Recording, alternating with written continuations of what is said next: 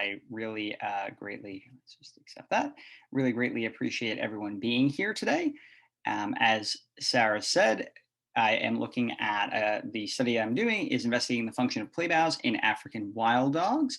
And for those who might not be part of the Hunter ABC program, I am a master's student at Hunter College, part of the Animal Behavior and Conservation program, and conducting my research with the Thinking Dog Center, which is headed up by Dr. Sarah Biosier, who was just introducing me. And this study is essentially as she said, sort of a continuation of work that she herself has done, looking at play bows previously in domestic dogs, adults and puppies, as well as wolf puppies and dingo puppies. So without further ado, I'd like to start by talking a little bit about play, sort of why play is important, and especially in this case, more specifically about play bows. So play bows are a recognizable communicative signal observed in many carnivores, but most notably in members of the genus Canis. So for those of you who might have dogs at home, especially if you have two dogs, you may be very familiar with this communicative signal. It's been noted by many researchers that play can and does serve a multitude of roles for animals, from allowing animals to practice hunting and stalking techniques, which has been observed for some, to simply building stronger bonds between others, especially when it comes to domestic canids. So far, various hypotheses have been set forth, which we'll go into to describe the function of play bows within canid social play, both by Dr. Biosier and others. And to date, evidence does suggest that wolves, which are Canis lupus, domestic dogs, which are Canis familiaris, and dingoes, Canis lupus dingo, use this signal as a means to not only initiate play, but also to resume play. The study will look at the function, has looked at the function of play bows in a very behaviorally understudied species, African wild dogs, to determine possible differences across the family Canidae beyond members of the genus Canis. And I'm going to get into that and why this is significant, because African wild dogs are the first canid outside of the genus Canis that this sort of work has been replicated on. So why African wild dogs? Well, wild dog social development, especially as it pertains to play, has not been the focus of previous studies. And there are a lot of reasons for that, which I'll go into.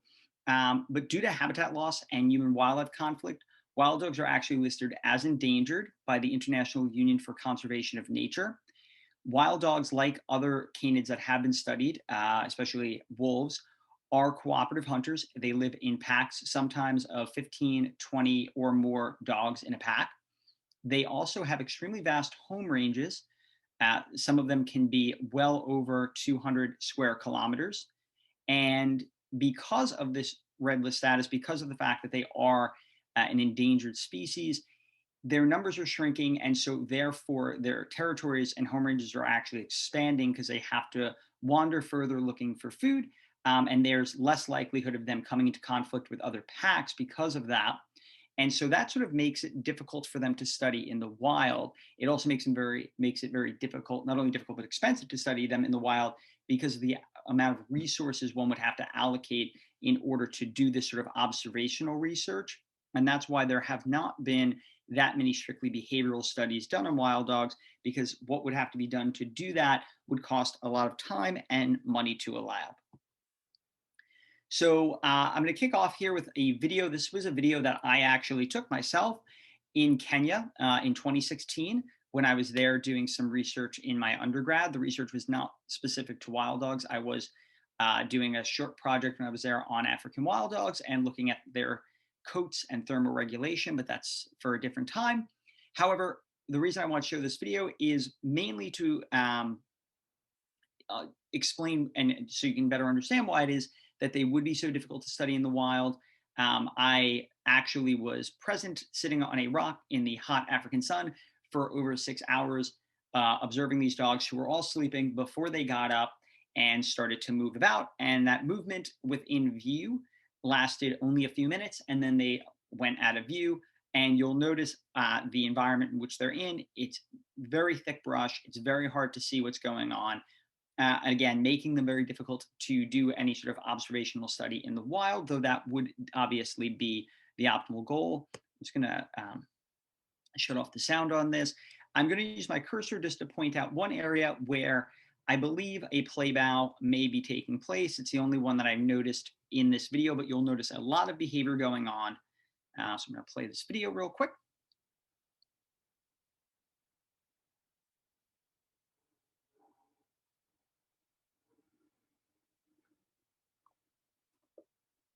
And you'll notice right up here in a second, there's going to be a dog that's going to come in right where my cursor is, right there, and just watch that dog. And it looks like the video is very shaky. It was also very windy, but it does look like we had what may have been a play bow that took place there, followed by sort of a chase runaway sequence, or maybe some movement together, which those terms will make more sense as we go through this. But I just thought this was a very cool video and a cool opportunity to have had. All right. So to discuss the family Canidae a little bit, just to go right through this quickly, African wild dogs are closely related to domestic dogs, gray wolves, and dingoes. However, they diverged from a common ancestor well over 1 million years ago, it's predicted. And if you're looking at this graphic here, you can see gray wolves, domestic dogs, coyotes, African wolves, golden jackals, and the Ethiopian wolf are all part of the genus Canis. And then you start to split right around here when you get to dholes and then African wild dogs. Previous similar studies have not, as I said earlier, included members of the canid family outside of the genus Canis, which makes this study, for that reason, unique and to me, pretty cool. So to just sort of break down for everyone a little bit of the difference between the two genuses, between Lycaon, which is what African wild dogs are, and the genus Canis. There's a couple main differences that I'm going to point out. One of them, especially for African wild dogs, is their cursoriality, which is a fancy way of talking about the digits on their feet, their toes. So African wild dogs, the most notable characteristic probably about their physicality is that they are missing or they've lost the first digit on their forefeet. So for those who have dogs at home that are familiar with this, that is what we refer to as a dew claw. It is that sort of nail that's slightly up from above their paw on the side of their leg that kind of just dangles there, and most people feel like has no purpose if you're just looking at your dog, because it never comes into contact with the ground. But the loss of that for wild dogs is significant because it actually, that physical trait has helped them not only increase their stride length, but also their speed, which allows them to pursue prey for longer distances in the sort of habitats in which they live. Interestingly, it was also found that most of their prey started to evolve. Their prey today evolved around the same time that these physical differences started to evolve in African wild dogs. Another thing that makes them unique is they are a hypercarnivorous mammal. What's interesting about them, though, different than other hypercarnivorous mammals, is that their premolars are actually the largest relative to body size of any living carnivore except spotted hyenas. And lastly, for anyone that's actually spent any time looking at them at all, you know their coat color is very unique. They actually have one of the most variegated coats among mammals, and individuals differ very uniquely in pigmentation pattern, which suggests the expression of a diversity of genes. And there's a lot of theories as to why their coats are the way they are. Some of them range from thermoregulation to a whole slew of other things, but again, that's for another time. So what exactly are we looking for in this study? So the terms that you're going to see on both the right and left-hand side of your screen, those are behavior categories, which I'll talk about more in a moment. Pause, defensive, offensive, miscellaneous, and synchronous. But what we're really looking at here is not only what behaviors occurred for both the bower and the partner before a play bow occurs. And here you can see the very stereotypical high rump crouch position of a play bow, where the rump is above the head, the forelimbs are fully extended. So we were coding not only what happened before the bow occurred, but then the bow occurs, and then we're looking at the behaviors after. And we did that for both the bower and the partner, both before and after. So essentially, we were looking at the bows 4 times every time the play bow occurred. What happened for both play partners before, and what happened to both play partners after the bow occurred. All right, so now looking more specifically at the behavior categories that these individual behaviors were then broken down into, just to give you all an idea. The first is pause, and pause behaviors consisted of behaviors that required little to no movement, such as relatively stationary and sitting. Relatively stationary is one that came up a lot, and we'll talk more about that. Then there are defensive behaviors. Defensive behaviors consist of more vulnerable or escape type and self-handicapping behaviors, such as running away, receiving a tackle, and voluntarily lying down. There are then offensive behaviors, which consist of mock attack type behaviors, such as biting, chasing, charging, and tackling. There are also miscellaneous behaviors. So these are behaviors that just did not fall specifically into any of those other aforementioned categories. And those included things such as a partial or close approach, movement away, non-directional movement, or even if a play bow followed another play bow, that would be coded as a miscellaneous behavior. And then there are synchronous behaviors, and those consist of behaviors which are performed by the play partners in unison following a play bow, such as, or maybe preceding a play bow, such as a mutual rear up or movement together, which in that video that we watched of the wild dogs, there may have been some of that movement together following what looked like it could have been a play bow. So to get into our hypotheses, there are 5 hypotheses that we're looking at, and those were directly replicated from the work that Dr. Sarah Biosier has done previously. And so we are, again, this is sort of a replication study of exactly what was done previously and now applied to African wild dogs. So the first hypothesis looks at play bows as visual signals. So it was put forth that researchers believed play bows were being used as visual signals. And so far, the research that has been conducted does indicate that bows are used as visual signals, and that they are almost always performed when the play partner is visually attentive to the bower. So we're looking at, is that the case in African wild dogs? Are they using these as visual signals? Second hypothesis is the clarification of easily misinterpretable behaviors. Are African wild dogs using play bows to clarify an easily misinterpreted behavior? This hypothesis came from a very famous researcher, Mark Bekoff, who has done an immense amount of work looking at canid social interactions and play.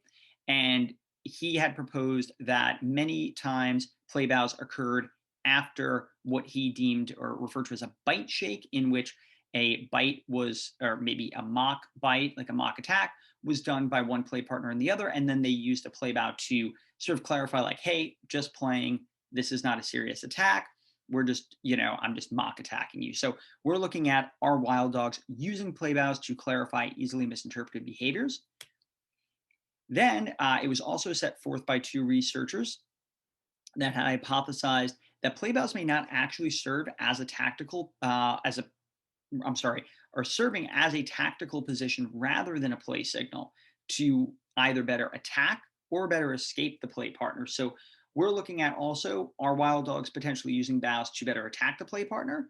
Are they using them to better escape the play partner? Maybe both. The fourth hypothesis, which has been looked at, is, and are they using play bows to reinitiate play? So if there is a pause in play, does it appear that wild dogs are then maybe play bowing to signal to their partner, hey, I want to keep playing with you? And last but not least, play bow synchronization. So are wild dogs using play bows to then sort of link up and synchronize behaviors, either before or after the play bow? So this table will display the research that has been done thus far by Dr. Biosier. You'll see the 5 hypotheses on the left, and then the subjects across the top there: wolf puppies, dog puppies, adult dogs, and dingo puppies. Dingoes were the most recent subjects studied in 2018. And I've drawn a red box around the parallel findings. As you can see, so far of the species studied, all have used play bows as a visual signal. None have been shown to use bows to clarify easily misinterpreted behaviors, and none have been shown to use play bows to better attack the play partner. Some, it does appear, maybe using play bows to better escape. Most have been shown to use it to reinitiate play. And only adult dogs have been shown to use play bows to synchronize behaviors thus far. So, materials and methods. Before I go through that, this photo on the right-hand side of your screen, that is the public observation area at the Bronx Zoo, where I did my recording of the African wild dogs. And as Sarah said, unfortunately, I was subjected to a lot of members of the public at times because I was filming strictly during public hours. One thing that I will talk about a little bit more at the end, but in other research that Sarah has done, they have been able to also look at the audio of the dogs while the dogs were playing or play bowing. That was not possible in this study because two reasons. One, you could not really hear into the enclosure, and two, you couldn't often hear over members of the public. So the video recordings were collected May to August of 2019. I was very lucky. I did actually record this before COVID hit, so I had access, thankfully, at that time without any disruption. I had made 8 visits during that time. The average length of stay was approximately 3 hours, and the videos were then coded via Behavioral Observation Research Interactive Software, otherwise known as BORIS. We did use a Cohen's kappa coefficient to test the inter-rater reliability. The 2 individuals that coded the videos reached an 84% agreement. So that was myself and one other individual, Sasha Prasad. And we reached an 84% agreement on not only were the things we were looking at, were they actually play bows? Did they meet the definition of a play bow? And then did we agree on the behaviors for each individual pre and post bow? Again, just real quick, the behaviors were then broken down into 5 subcategories. And of those 5 subcategories, these are some of the behaviors that you would expect to see in those categories. Under defensive or vulnerable slash escape type behaviors, we often saw running away a lot. That was probably one of the most common behaviors coded. Under offensive behaviors, we would see things like chasing, charging, and potentially sometimes even giving a nip or a bite. Not really a bite, I'm sorry, but a nip with movement, or a stationary nip. For miscellaneous behaviors, we often saw things like close approach, movement away, and partial approach. And for pause behaviors, we often saw relatively stationary behaviors. So our subjects were 3 African wild dogs. During the time that these recordings were taken, there were only 3 dogs ever on display at the Bronx Zoo here in New York. The first was Gus. He is on the right-hand side of your screen. He was about 4 years old at the time that these videos were obtained and recorded. And he was hand-reared at the Bronx Zoo. The other 2 are Jasiri and Willie. They were about 3 years old at the time that these recordings took place, and they were littermates that had recently been transferred from the Audubon Zoo in Louisiana as part of the species survival plan, with the hopes of Gus successfully mating with one of them.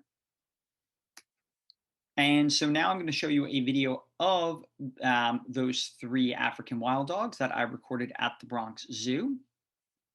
I'm going to turn the sound off to spare everyone screaming children.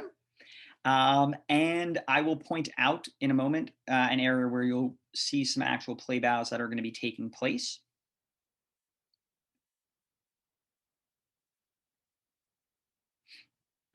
That is Gus on the right, and I believe Jasiri below him. And Willie is going to come in from out of frame in a second.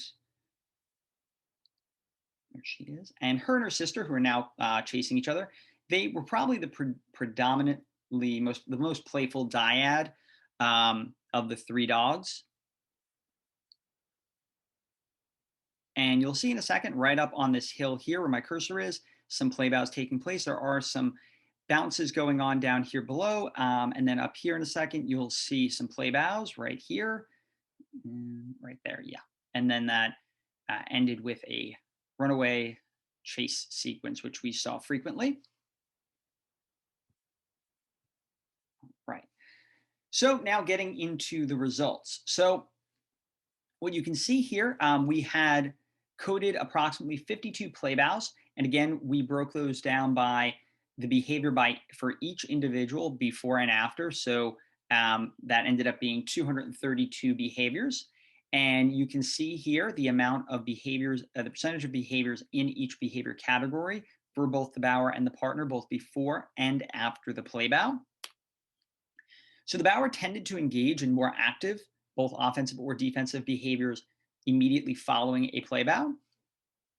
In addition, we also found that the bower was more likely to engage in miscellaneous behaviors. This included behaviors such as close approach or partial approach, which we found often preceded a play bow. And in addition, we found the partner tended to engage in more offensive behaviors such as chasing following a play bow.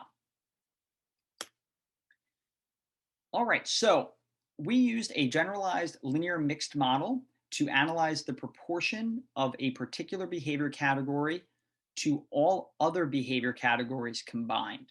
The model examined fixed effects by role for the bower versus the partner, and also timing for behaviors before versus after the bow.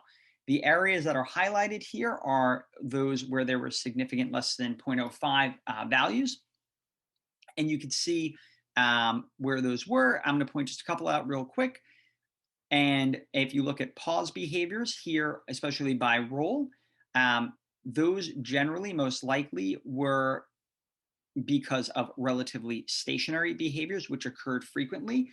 There were oftentimes, that we saw the bower before a bow was relatively stationary. And sometimes the partner was after the bow.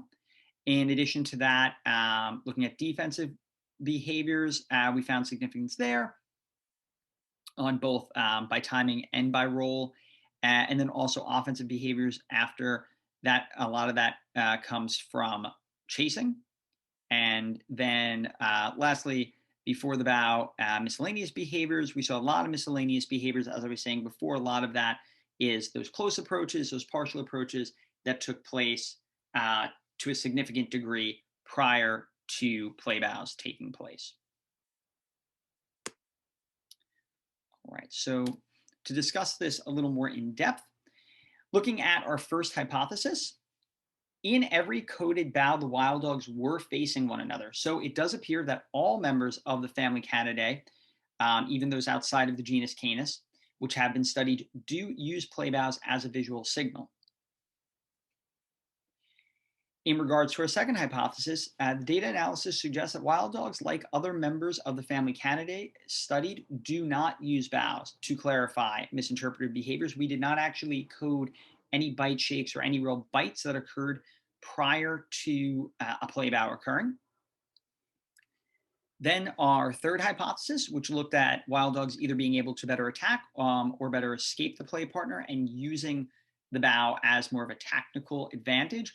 Well, wild dogs, it does not appear, are using bows to better attack the partner. However, it does look like, based on what we observed and recorded and coded, that they may be using bows to position themselves to better escape the play partner, as many times we saw the bower actually then be chased away by the partner. All right, continuing on, our fourth hypothesis. The results showed that wild dogs, like all members of the genus Canis studied, aside from wolf puppies, appear to be using play bows as a means to reinitiate play. So we did see a lot of pauses and then followed by a play bow, which would stand to reason that they are using play bows to not only signal the beginning of a play bow, but also to resume it when there is a pause in play. And unfortunately, we did not observe any synchronized behaviors pre or post play bow. So we don't really have any results for that.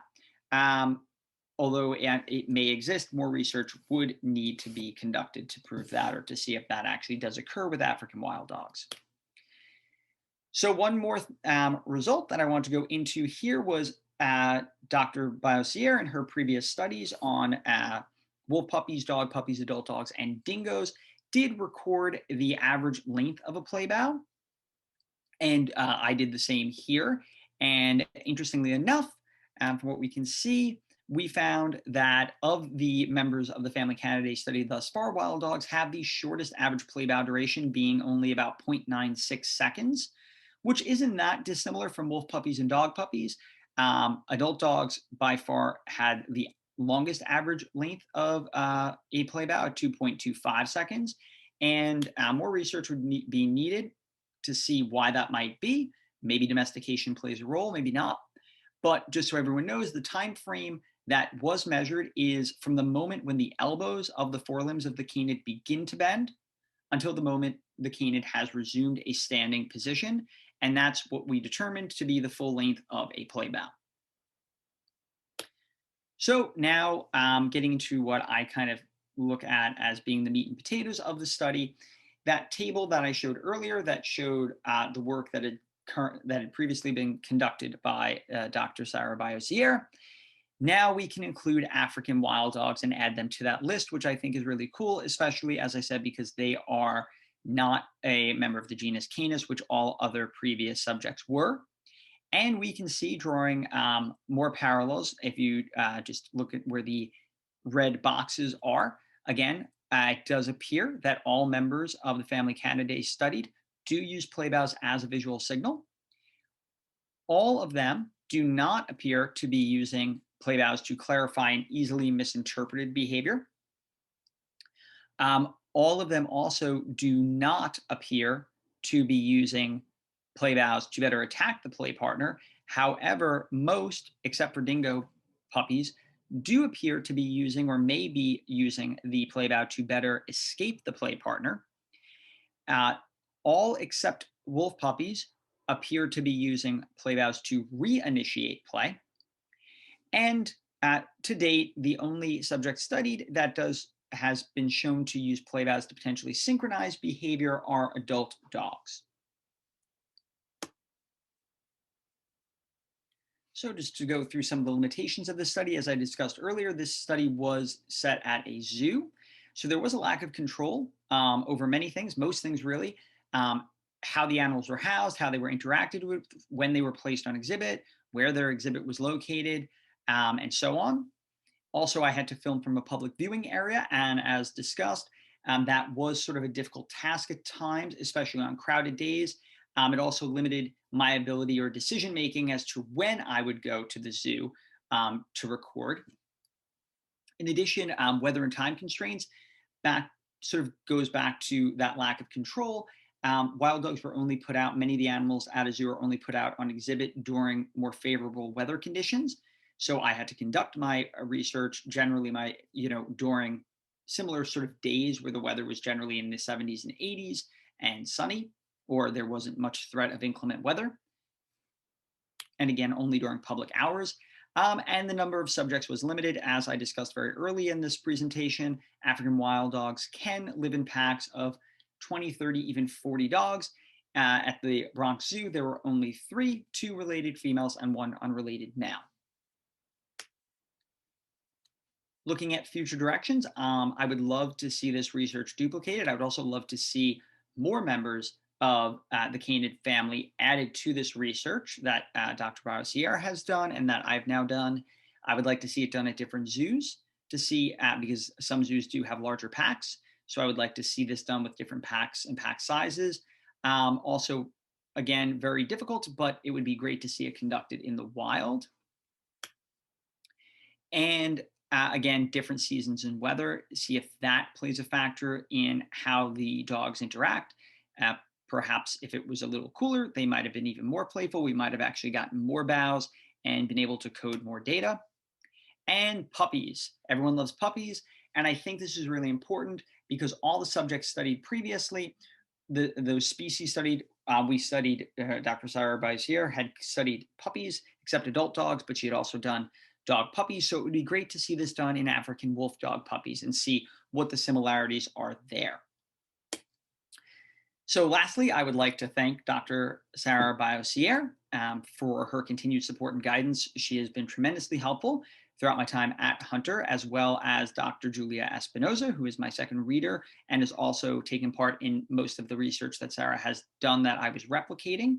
Also, Dr. Pat Thomas from the Wildlife Conservation Society, all the zookeepers and staff at the Bronx Zoo, Sasha Prasad, who helped me tremendously in the data analysis process. Um, Michelle Belio, my significant other, who's also part of the Thinking Dog Center and will be hopefully defending her thesis very soon as well, for all her help and support, especially when it came to learning how to use the Boris software. And of course, finally, all the faculty of the Animal Behavior and Conservation Program and the other members of the Thinking Dog Center. So thank you, thank you, thank you.